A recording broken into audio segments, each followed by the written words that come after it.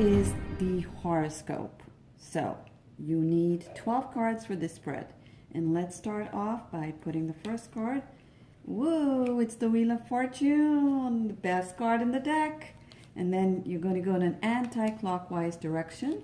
Second, third, 4, 5, 6. Woo, the Sun. 1 and 6 are great cards. 6, that's 7, 8, 9, 10, 11, and 12.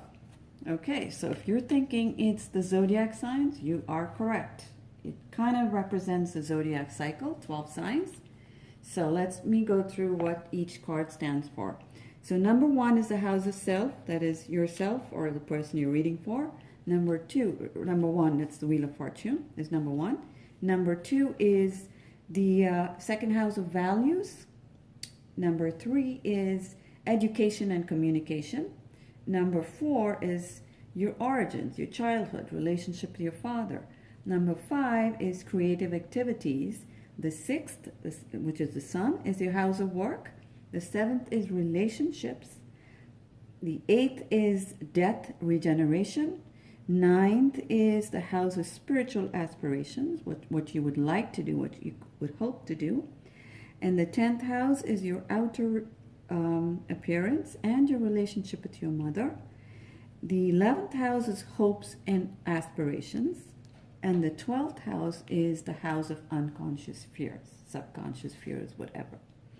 So you are going to go around, and you can also do the 12 cards as January, February, March, April. So there's 2 ways of doing it. Or you could just go to the traditional way and describe the houses. So the house of self, which is the Wheel of Fortune, is how you appear to others, what your personality reveals to the rest of the world.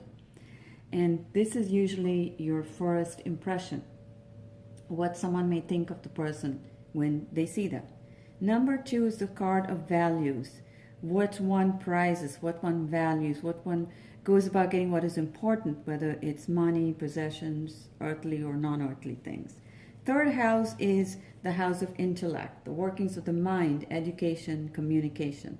Fourth house reveals something about the origins of the seeker, and it's about your childhood, how you related with your father, and so on and so forth. And fifth card represents creativity and pleasure, which would mean anything creative, which could also mean children. Sixth card reflects the work and service, occupation, whatever you spend time doing in this lifetime. Seventh card is indicative of the relationships, partnerships that one has at the time of the reading. And position 8 is your attitude towards the unconscious mind, death, rebirth, the other side, all that kind of stuff. Ninth house is the card that reflects spiritual aspirations.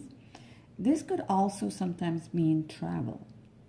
10th house is the one that indicates how the world perceives the seeker, and not just the outside, not just your appearance, but also how you perform in a worldly way, and also your relationship with your mother.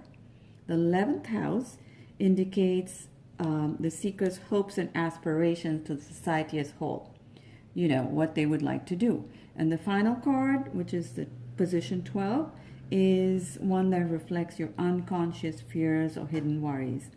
It may be things that may limit you, things that may stop you, obstacles you think exist for you. So you could, again, go around and read it just as is, just the regular houses. You can also do it as January. What happens in January? This is a great card, Wheel of Fortune. Great luck, abundance, and so on and so forth. Number 2, February. And just read the card as it shows up without having any significance to the houses as we did in the prior reading. So you would just say number 2, it could be a relationship, a friendship, or meeting a new lover, and so on and so forth. You could do January, February, March, or just read it as it is in the houses.